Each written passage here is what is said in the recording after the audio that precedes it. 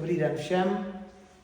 Dneska bych vám chtěl říct něco o kvalitě skleněných náhrobků, respektive tisku na sklo. V poslední době hodně chodíme na hřbitovy a vidíme tam i skleněné náhrobky, které vyrábí konkurence. Ta kvalita je mnohdy opravdu špatná. Víme, je těžké sehnat kvalitní podklady tak, aby ten výstup byl dokonalý, a málo kdo umí slušně zrekonstruovat fotografie, připravit grafiku.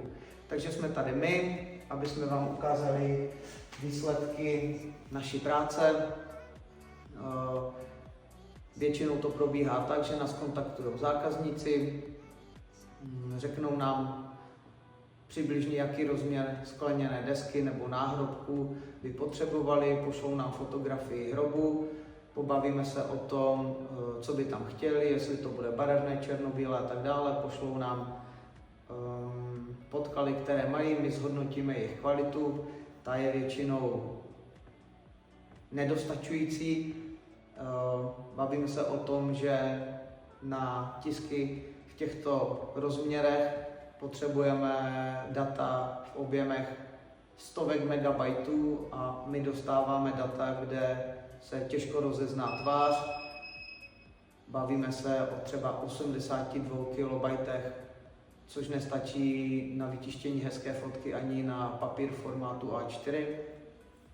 Takže zákazník ví cenu, připravíme grafiku, upravíme fotografie, zrekonstruujeme, vymyslíme kompozici, pošleme zákazníkovi k odsouhlašení a pak už jenom zbývá to dohlídnout na výrobu, což je kvalitní opracování skel, to je základ, a potom kvalitní tisk. Náš tisk je kalibrovaný, pravděpodobně jsme jediní v Evropě, možná i na světě. Děláme to už dlouho, děláme to více než 10 let a ty výsledky musí být vidět. Tady na těch realizacích vidíte krásné pleťové tóny, modrou barvu, většinou skla bývají na nějakém tmavém podkladu. Tam uvidíte, že tmavé vlasy nesplývají s pozadím, přechody jsou jemné, pleťové tóny jsou hezké.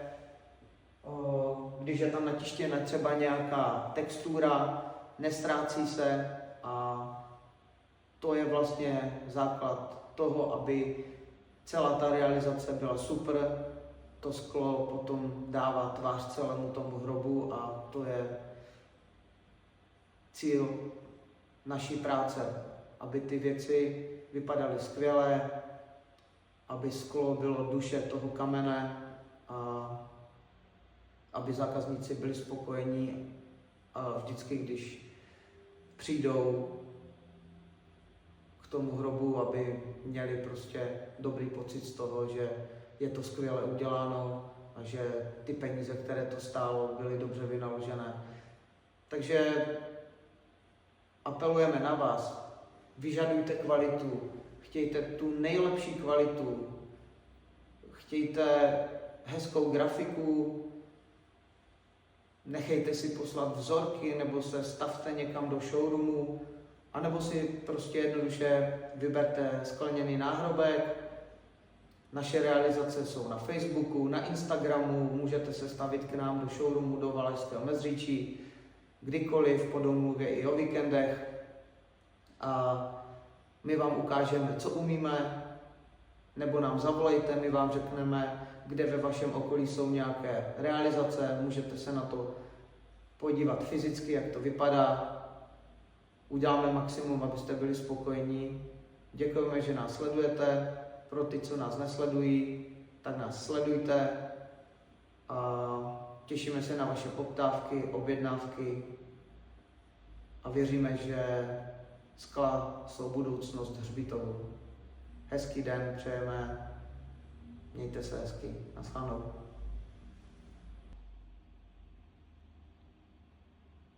Tady vidíte, jak dokonalé ty tisky můžou být.